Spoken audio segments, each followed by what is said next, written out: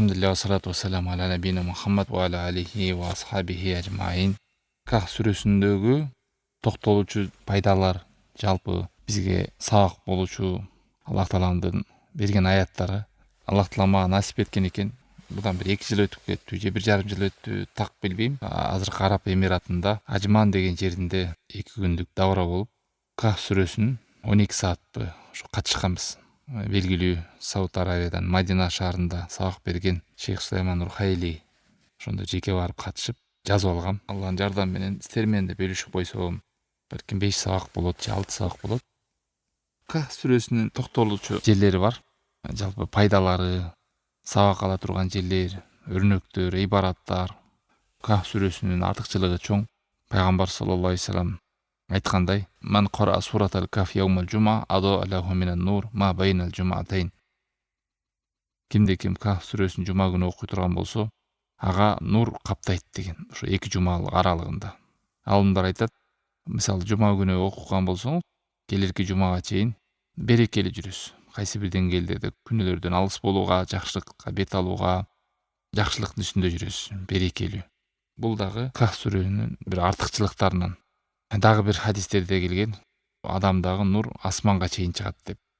Хадисте Абу Дардадан келген хадис, Муслимде келген сол хадисте кимде ким Кахтын 10 аят окуган болсо, жаттап билип, же 10 аятын жаттаган болсо, Ках сүрөсүнүн абалкысынан, башкы жагынан, ал Даджалдын азгырынан сак болот.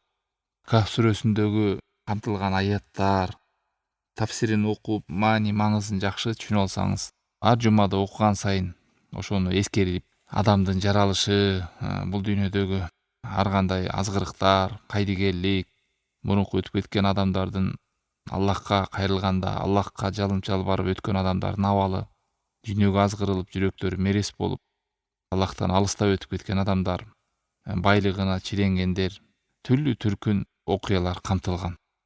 Баарыбызга маалым, Куран биздин бактыбызга түшкөн. Куранга адам жакын болуп, канчалык ой жүгүртүп, акыл калчаган сайын ошончолук бакыттын эшиги адам баласына ачыла берет. Берекенин эшиги ачыла берет. Аллахка жол дагы ачылат, бейишке жол кыскарат, жашоосу жеңилденет. Алла Таалам Куранда айткандай, Сот сүрөсүндө: "Ма анзална алейкал Кур'ана литашқа." Биз сага Куранды бактысыз болуп калыш үчүн түшүргөн жерибиз жок. Илля тадкирatan лима яхша. Корккон адамдар үчүн бул эскертүү.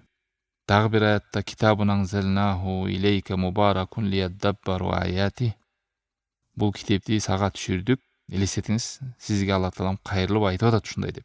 Эй адам баласы, сага түшүрдүм бул китепти. Бул берекелүү китеп. Эгерде сен буга ой жүгүртө турган болсоң, аяттарына, ушул китеп мубарак, сага ой жүгүртүшүн, аяттарына акыл калчашың үчүн түшүрдүм бул берекелүү китепти. Чындыгында муну акыл ээлери гана эстешет деген.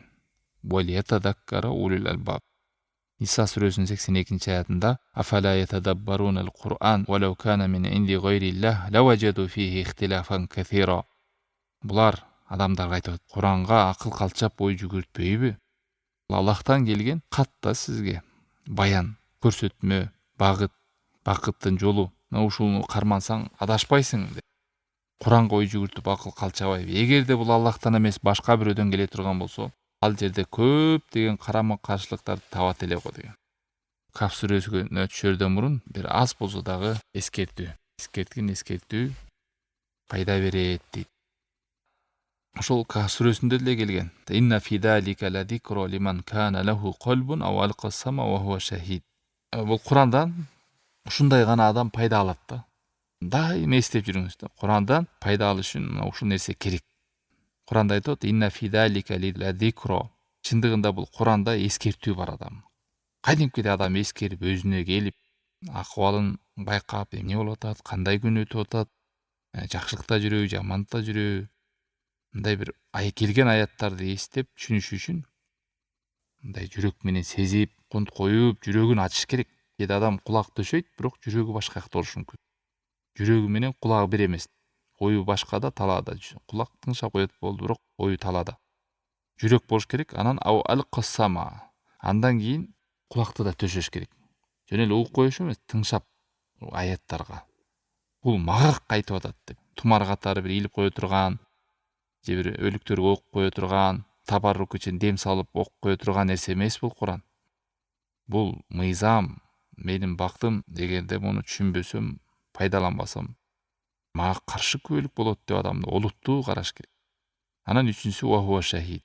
Сиз жанагы күбөгө өтөсүз го соттордо. Көргөндү айтып берет. Мен мону ак деп атам, кара деп атам.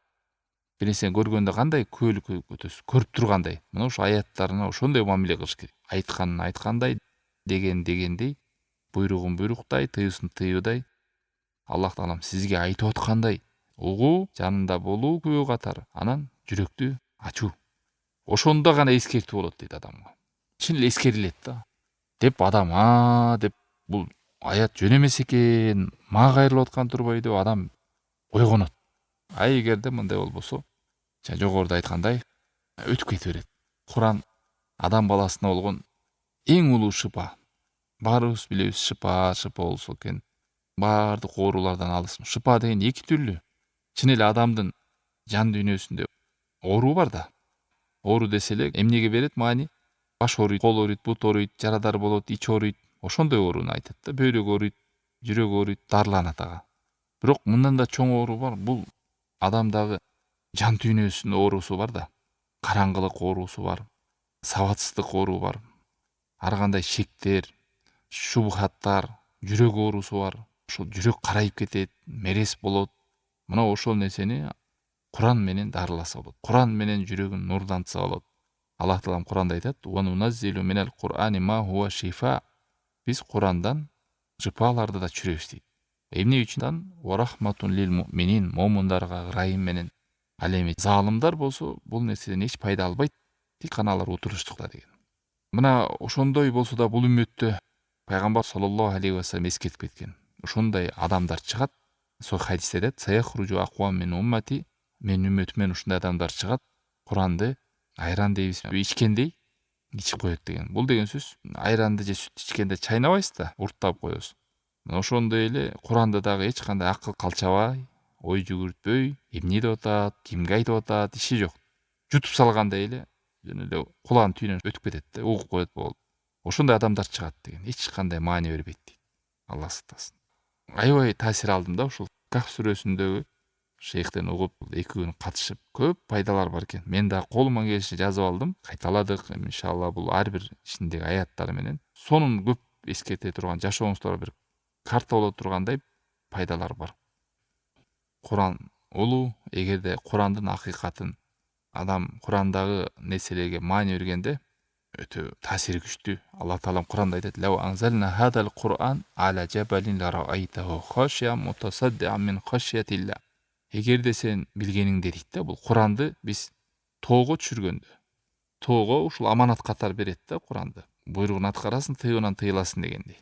Алла таалам буйрук катары, жоопкерчилик катары тоого түшүргөнүмдө, анда тоонун корккондугунан, титирегендигинен Аллах тааламдан корккондугунан көрмөксүн дейт. Элесине титиреп, коркуп, калчылдаганын көрмөксүн дейт. Ушунчалык жоопкерчилиги бар корккондугунан Алла тааламдан. Бирок бул мисалдарды биз эмнеге адамга мисал келтирип атабыз дейт. Адам деген алсыз да, тоо деген кандай чоң нерсе. Титиребеген, кыймылдабаган, бекем туруктуу нерсе да тоо. Тоону бекер мисалдаган жок Алла таалам.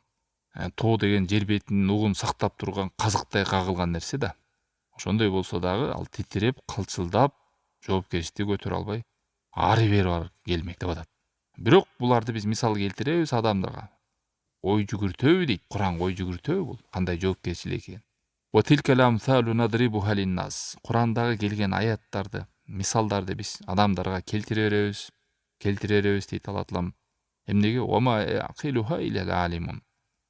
Уну тек гана билгендер гана акыл калчайт. А билбесе каяктан калчайт? Канчалык Куран жөнүндө, аяттар жөнүндө маалыматыңыз көп болсо, тафсирин, баянын, түшкөн себебин, эмнеге түшкөн, кандай өкүмдөрү, пайдалары билген сайын алхамдулилля Куранга жакындайсыз. Лаззаты бар, рахаты бар. Абдулла ибн Масуд радиаллаху анху, улуу сахаба, Куранды мыкты билген сахаба айткан: "Кифу инда ажаиби ва харрику бихил кулуб ва ла якуну хамму ахадукум ахир сура". Курандын ажайыптарына токтолгула деген. Токтолгула. Шашпагыла, ой жүгүрткүлө. Жүрөктөрдү ойготкула Курандын аяттарына. силердин Курандан эптеп эле Куранды окуп бүтүрүп коюш болбосун деген да. Мына мен акыркы сүрөгө келдим, Куранды бүтүрдүм деп калып калбагыла дейт. Эртең түшөйбүз иншалла Кахф сүрөсүнүн башынан баштап ичиндеги пайдаларга, аяттардагы бүгүн кириш сөз кылып, шейхтин эле кириш сөзүндө айткан маалыматтары менен бөлүшөйлү. Куран окуудагы айрым негизги пайдалардан кимде ким жашоодо берекелүү болом десе, билесе, берекелүү деген жакшылыктын үстүндө жүрүү. Жамгырдай жана жерди көгөрткөндөй болуп, адамдагы жакшылыкта жүрөм десеңиз, анда Куранга ой жүгүртүп окусун дейт. Куранга ой жүгүртүп окуйм десе, кээде адам окуйса уктап калат. Окуйн десе түшүнбөйт, жүрөгү ачылбайт. Ушунун бирден бир себеби күнөөгө малынып калганда дейт. Жүрөктү күнөө басып кетсе, тоо кылбаса, карайып кетсе, Курандан рахат ала албайт. Окуса ой жүгүртө албайт. Бир скучный болуп, андан көрө бир ушактарды, ар кандай интригаларды укса, жүрөгү кайра ачылат да, күнөө. Себеби жүрөк күнөөгө батып калганда, жалаң ушундай ушак-пушакка жакшы ачылат. Алла сактасын. Ошон үчүн ошо 3 нерсени айтыптыр. Куранды пайда алам, берекелүү болом десе, күнөөдөн алыс болсун, жана Аллахка жалынып жалбарып дуа кылсын, жана түнкү намаздарда тахажжудка туруп жаттаган Кураныңызды окуңуз. Ким жатта албай турган болсо, жатта элек аз болсо, Куранды алып окуңуз тахажжуд намазында. Аябай адам бул нерседен рахат алат. Кээ бирөө чаташат да, Куранда дегенде ошо эки түрлүү бар. Биринчи түрү бар, ой жүгүртүү дегенде. Бул Курандагы жалпы максаттарына, темаларына, жалпы өкүм курулбаган жерлер бар. Өрнөк, сабак ала тургандар. Бул жалпы адамдар ой жүгүртүп пайда ала берсе болот. Экинчиси бар, бул өкүмдөрдүн үстүндө курулган далилдер. Аны ар бирибиз түшүнө албайбыз. Аны алымдар айтып берет, баяндап берет, шарттары бар анын. Бирок бул шейх чакырып айтып атканы бизге жалпы Курандагы максаттар, үстүртөн камтылган баяндар, ибарат сабактар Куранда келген. Ошолорго ой жүгүртүп акыл калчаңа мүмкүнчүлүгүбүз бар дейт биздин. Алымдар айтып келет. Кайсы гана китепти окуп алсаң, 2 оку, 3 оку жадайсың дейт. Бирок Куранды канчалык маанисин түшүнүп, тафсирине кирип, сүңгүп, ичине кирген сайын ушунчалык Куран өзүнө тартып, рахаттап, кайра тойбой эле окуй бересиң дейт. Субханалла. Ушундай бул ажайып. Болгондо биз алыспыз да, ошон үчүн кире албайбыз. Алымдар айтып атып, буну практикада көргөн да, жадабайсың дейт. Кадимки биринчи жолу окуп аткандай болосуң дейт. Ошон үчүн сахабанын сөзү бар, Усман радыйаллаху анху. Куранды көп окуйт эле дейт. Бул дүйнөдө өткөндө да ошо Курандын үстүндө окуп жан берген. Аны өлтүрүп кеткен хавариштер өлтүрсө да ошо каны да Куранга агып өлгөн да. Ошонун белгилүү сөзү бар радыйаллаху анху. Эгерде жүрөктөр таза болсо, Куранга эч жок тойбойт элек дейт. Кандай түн болбосун, күн болбосун, бош убакытта табар замат Куранга бет алат элем деген сөзү бар да. Убакыт табар менен эле Куранга башын салчу да. Азыр биз үммөт алсызбыз. Бизде бош убакыт болсо, балким телефон чукула калабыз. Ушак, жаңылыктан адам өспөйт эч нерсе. Кайра ошол нерселер кайталана берет. Мына мурунку үммөттүн иззаттуу, бийик, кадырлуу, барктуу болуп өскөндүгү ошо Куранга маани берип, Аллах Тааламдын Куранын канчалык адам даңазалап, окуп, жакын болгон сайын адамдын кадыр баркы да өсөт, берекелүү болот, жакшылыктын үстүндө жүрөт. Анан айрыкча Кахф сүрөсүндө ушул жумадан жумага нур болот дегени, Кахф сүрөнүн абалык 10 аят жаттап калган адамга фитна, ызычуу, жанагындай азгырыктардан, дажжалдын азгырыгынан алыс болгондугу, бул дагы бул Курандын чоң бир артыкчылыгынан кабар берет. Кахф сүрөсүндө көп жакшылыктар, көп пайдалар камтылган. Ибн Таймия сөзү бар экен, кимди ким жумада күнүндө Кахф сүрөсүн окуса, адам үчүн чоң таасири бар дейт. Кийинки жумага чейинки да жакшылыкта жүрүүгө таасирлери бар деген. Алла Таалам баарыбызга ийгилик берсин, тавфик берсин.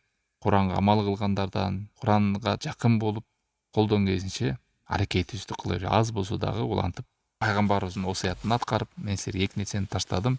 Ушул 2 нерсени кармансаңар эч жокто адашпайсыңар. Аллахтын китеби жана менин жолум деген, сүннөтүм деген.